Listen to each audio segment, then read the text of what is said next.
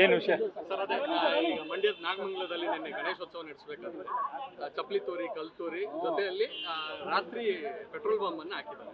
So ಈ ರೀತಿ ಎರಡನೇ ಬಾರಿ ಇದು ಘಟನೆ ನಡೀತಾ ಇದೆ. ಗೃಹ ಸಚಿವರು ಇದು ಸಣ್ಣ ಘಟನೆ ಅಂತ ಹೇಳಿ ಈ ರೀತಿ ಪೆಟ್ರೋಲ್ ಬಾಂಬ್ ತೂರಿದಾಗ ಕೂಡ ಗೃಹ ಸಚಿವರು ಇದೊಂದು ಸಣ್ಣ ಘಟನೆ ಅಂತ ಹೇಳುವುದರ ಮೂಲಕ ಈ ರೀತಿಯ ಶಕ್ತಿಗಳಿಗೆ ಕುಮ್ಮಕ್ಕನ್ನು ಕೊಡುವಂತ ಕೆಲಸ ಮಾಡಿದ್ದಾರೆ. ಕಾನೂನು ಸುವ್ಯವಸ್ಥೆ ರಾಜ್ಯದಲ್ಲಿ ಹದಗೆಡಲಿಕ್ಕೆ ಈ ರೀತಿಯ ಒಂದು ಸಿಗ್ನಲ್ಗಳು ಕಾರಣೀಭೂತರಾಗ್ತವೆ.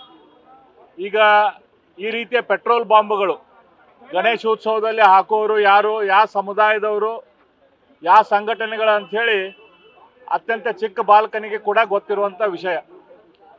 ಅವರು ನಾವು ಓಲೈಸಕ್ಕಾಗಿ ಆ ವೋಟ್ ಬ್ಯಾಂಕಿನ ರಾಜಕಾರಣಕ್ಕಾಗಿ ಇವತ್ತು ಈ ಕಾಂಗ್ರೆಸ್ ಸರ್ಕಾರ ಇದೊಂದು ಚಿಕ್ಕ ಘಟನೆ ಅಂತ ಹೇಳ್ತಾ ಇರೋದು ಬಹಳ ವಿಷಾದನೀಯ. ಇದರ ಮೂಲಕ ಈ ರೀತಿಯ ಘಟನೆಗಳನ್ನು ಮಾಡುವಂಥವರಿಗೆ ಕುಮ್ಮಕ್ಕು ಕೊಡುವಂಥ ಕೆಲಸ ಆಗ್ತೈತೆ.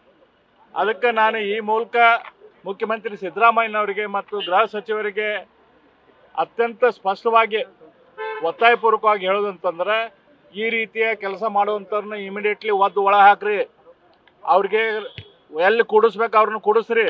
ಅದನ್ನ ಬಿಟ್ಟು ನೀವು ಅವ್ರನ್ನ ನಾವು ಮಾಡಿದಂಥ ನಮ್ಮ ಪಕ್ಷದಲ್ಲಿ ಇದ್ದಾಗ ಅಂಥವ್ರನ್ನ ನಾವು ಒಳ ಹಾಕಿದ್ರೆ ಅವ್ರಿಗೆ ನೀವು ಕ್ಲೀನ್ ಚಿಟ್ ಕೊಡುವಂಥ ಕೆಲಸ ಮಾಡ್ತೀರಿ, ಅವ್ರಿಗೆ ಕೋರ್ಟ್ದಾಗ ಹೋಗಿ ಅವ್ರಿಗೆ ಬಿಡುಗಡೆ ಮಾಡುವಂಥ ಕೆಲಸ ಮಾಡ್ತೀರಿ. ಅದ್ರ ಸಂಬಂಧ ಈ ರೀತಿಯ ಘಟನೆಗಳು ಇವತ್ತು ಹೆಚ್ಚಾಗ್ತಾ ಇದ್ದಾವೆ. ಅದನ್ನ ನಿಲ್ಲಿಸ್ರಿ.